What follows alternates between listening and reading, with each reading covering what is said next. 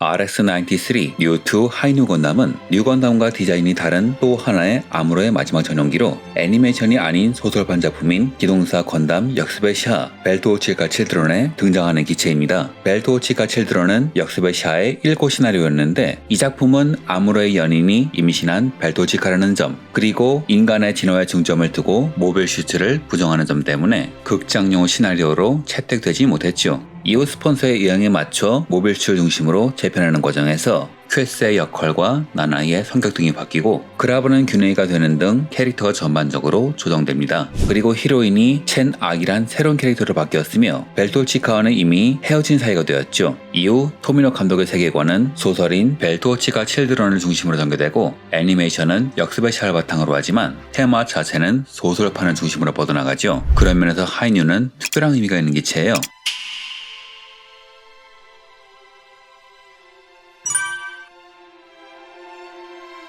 하이뉴 건담, 이름만 들어도 복잡한 이 기체는 시기에 따라서 설정이 바뀌었으며 이 중 상당수가 상품화되는 바람에 여러가지 난국이 펼쳐집니다. 벨토오치카 칠드런엔 샤의 전용기 나이팅게일이 나오는데 이 기체가 마니아들 사이에서 인기가 높자 1988년 이를 가이오도가 상품화합니다. 이때 나이팅게일은 사자비의 후속기로 간주되었는데 이러자 당연히 뉴건담에도 후속기가 필요한 상황이 되었고 마침 소설엔 이즈부지 유타카가 디자인한 다른 형태의 뉴건담이 있었죠. 이후 월간 하위 재팬 1990년 8월호에 이를 바탕으로 한 개조 장례가 실렸죠. 단 이때는 소설판 뉴건담이란 이름이었어요. 1991년 개조 장례의 반응이 좋자 하비 재팬은 이즈부지 씨에게 연락을 했고 그는 이때 뉴건담이라는 이름과 형식 번호를 만듭니다. 이후 설정이 계속 만들어지면서 1998년에 발매된 전격 데이터 컬렉션 7권에 충분한 테스트를 거친 발전형 기체 란 설정이 들어갔고 1999년엔 슈퍼로봇 대전 프로젝트의 일환인 리얼로봇 전선에 등장했죠. 이후 슈퍼로봇 대전 알파 회전 등 여러가지 게임에 등장하면서 마니아들의 지지를 얻습니다. 다만 이때는 아직 썰라이저 판다이가 공인하지 않았죠. 공식화된 건 2007년 마스터 그레이드가 나올 때였습니다.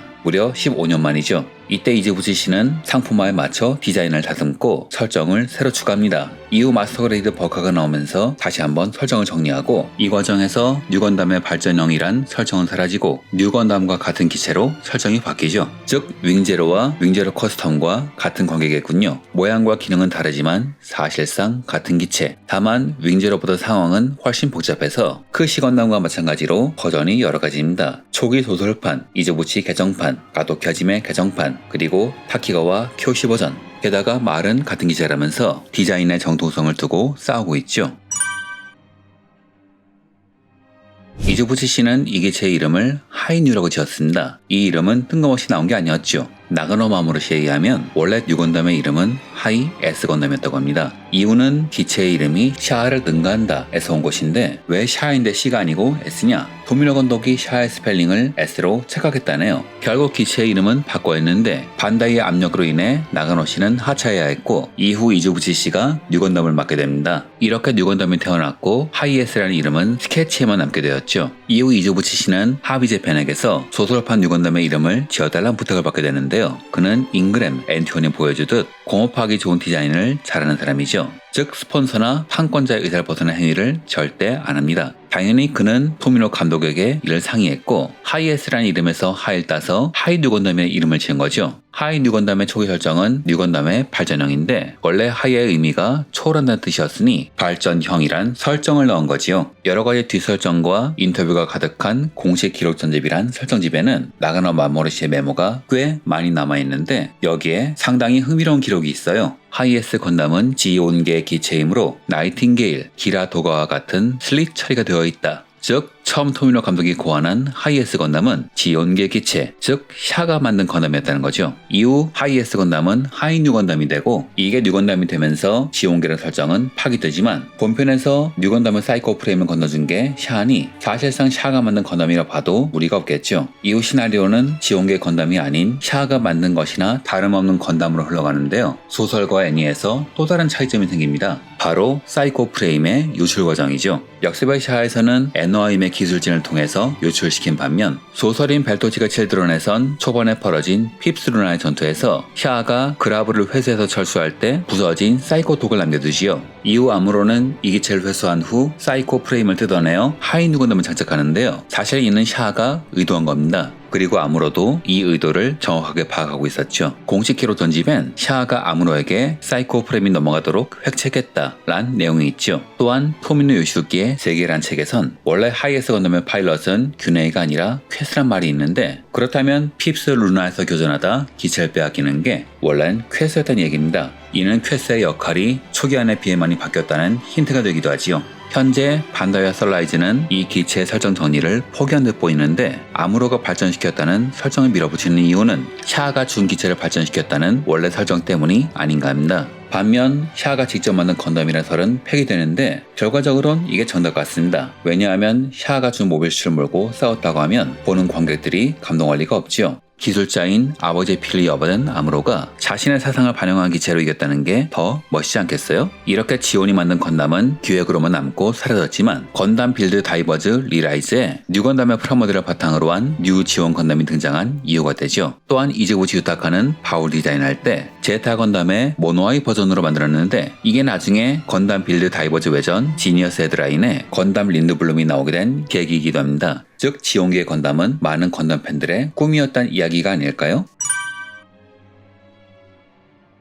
사실상 뉴건담과 같은 기체이기에 무장은 같습니다. 다만 이외로 차이점이 있는데, 핀 파넬을 한번 탈출하면 회수할 수 없고 충전 기능도 없는 뉴건담과는 달리 하이뉴는 뒤에 판넬렉을 설치했기 때문에 회수와 충전이 모두 가능합니다. 또한 판넬렉에 각각 3개씩 장비하기 때문에 한쪽에 몰린 뉴건담보다 자세 제어가 쉽죠. 또한 오른팔에는 완부 머신건이 내장되어 있는데, 버카에는 머신건이 아니라 완부 게틀링건이 장비되어 있죠. 또한 빔사별 발진기도 장비되어 있는데, 이건 가도키시가 디자인한 유니콘 건담의 톰파와 비슷하군요. 그리고 빔사벨을 쌍날검처럼 쓰는 모습도 나오죠. 그리고 가장 큰 특징이라면 하이퍼 메가 빔 런처를 들 수 있습니다. 라카이름의 엔진을 직결하여 빔을 공급하는 무기로 전함도 격추할 정도의 위력을 갖고 있죠. 에너지 소비량이 엄청나서 발사할 때는 라카이름의 브릿지가 한순간 어두워지기도 합니다. 원래 소설판에선 문장으로만 묘사되었지만 2010년에 아케이드로 나온 건담 익스트림 버서스가 2011년에 플레이스테이션 3로 이식되면서 초회 한정으로 하이뉴가 제공될 때 나오고, 2016년에 건담 에이스의 연재를 시작한 만화판에 등장하는데, 두 매체에서 각각 디자인이 다릅니다. 게임판의 하이퍼메가 빔 런처는 비교적 소형이고, 발사할 때는 핀 판넬로 기체를 보호하는 식이지만 만화판에서는 그보다 거대하죠. 슈퍼 로봇 대전에서는 게임판의 디자인을 사용하며